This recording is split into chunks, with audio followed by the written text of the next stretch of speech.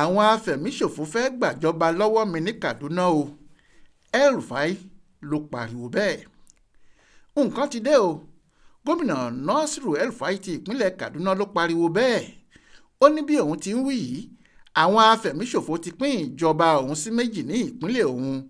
Ó sì jọ pé wọ́n ń múra láti gba ìpínlẹ̀ Kaduna mọ́ òun tí gbogbo ìlú dìbò yàn sípò lọ́wọ́. Ọ̀rọ̀ náà kì í ṣe wọ́n ní wọ́n pè. El-Rufai fúnra ẹ̀ ló fẹnu ara rẹ̀ sọ bẹ́ẹ̀ nínú ìwé àṣírí kan tó kọ sí ààrẹ Muhammadu Buhari nílé ìjọba. Ó ní bí sòbìyà yóò dégbò olúgànbe là á ké sí. Òun tètè ń pariwo ọ̀rọ̀ yìí fún Buhari ni kí ìjọba àpapọ̀ lè mọ̀ pé iná ti fẹ́ jó dórí kókó. Ọ̀rọ̀ àwọn afẹ̀míṣòfò yìí ti kọjá ohun tí à ń tẹ̀kọ́ lọ́fín ká tó sọ ọ́. Kíní ọ̀hún ti di ohun tí gbogbo àwọn gbọ́dọ̀ pariwo ẹ̀ síta. Níparí oṣù keje tó kọjá lọ yìí ni El-Rufai kọ̀wé náà sí Buhari níbi tó ti sọ pé àwọn afẹ̀míṣòfò tí wọ́n ń pè ní Ansari àtàwọn ti Boko Haram pẹ̀lú àwọn míì láti Sudan ti fẹ́ fi inú aginjù Kaduna ṣe ibùjókòó wọn. Ohun gbogbo ni wọ́n sì ti tò síbẹ̀ ní sẹpẹ́sẹpẹ́. El-Rufai ní ìmúra tí àwọn èèyàn náà mú wá sí Kaduna kì í ṣe ti ẹni tó ń kọjá lọ síbì kan, ti ẹni tó wá jókòó síbẹ̀ láti fi bẹ̀ ṣe ilé àti orílẹ̀-èdè tiwọn ni. Ó ní wọ́n ti sọ agbègbè tí wọ́n wà ní Kaduna yìí di olú ìlú ìjọba wọn nítorí gbogbo ohun tí ìjọba ń ṣe làwọn náà ń ṣe. Àwọn ni wọ́n ń gba owó orí lọ́wọ́ àwọn èèyàn níbẹ̀, àwọn ni wọ́n sì ń ṣètò ààbò fún wọn. Gómìnà yìí ní àdúgbò Madobiya àti Kasaje àti gbogbo àwọn abúlé tó yí wọn ká, òfin àwọn afẹ̀míṣòfò yìí ni wọ́n ń lò níbẹ̀. Wọn kò lo òfin ti Nàìjíríà rárá. Ó ní bí òun ti ń kọ̀wé yìí, àwọn afẹ̀míṣòfò náà ti ṣòfin pé ní gbogbo agbègbè tí òun dárúkọ yìí kò sẹ́nìkan tó gbọ́dọ̀ ṣe òṣèlú kankan níbẹ̀, kò sẹ́ni tó gbọ́dọ̀ ṣe kàmpéènì ìbò. Bí ẹnìkan bá sì jẹun yó tán tó ń pariwo Àtíkù ló lè ṣe, tàbí tó ń lọgun èmi ló kàn, tàbí tó ní ọmọ òbí kan lòun, lẹ́sẹ̀kẹsẹ̀ ní ilẹ̀ yóò ga jù tọ̀hún lọ. El-Rufai ní bí Buhari bá fẹ́ gbọ́ òdodo ọ̀rọ̀, àwọn afẹ̀míṣòfò ti sọ agbègbè náà di tiwọn.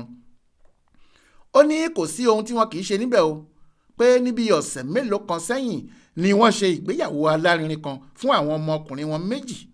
Ìgbéyàwó tí wọ́n ṣe yìí, àwọn ọmọge abúlé kan tó ń jẹ́ Kuyelo ni wọ́n bá ṣe é.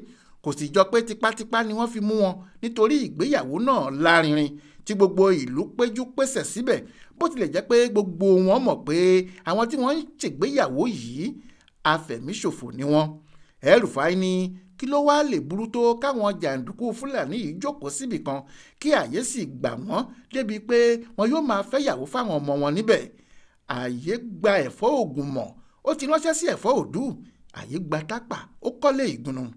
Ọkùnrin gómìnà yìí ní bí ọ̀rọ̀ yìí ti ń dùn òun tó kò sí bí òun ti lè sọ ni pé ǹjẹ́ ó ṣe é gbọ́ pé àwọn àdúgbò kan wà ní ìpínlẹ̀ tí òun ti ń ṣe gómìnà tí apá òun kò ká wọn níbẹ̀, tí àwọn afẹ̀míṣòfò ti gé ìjọba ibẹ̀ dànù kúrò lábẹ́ òun.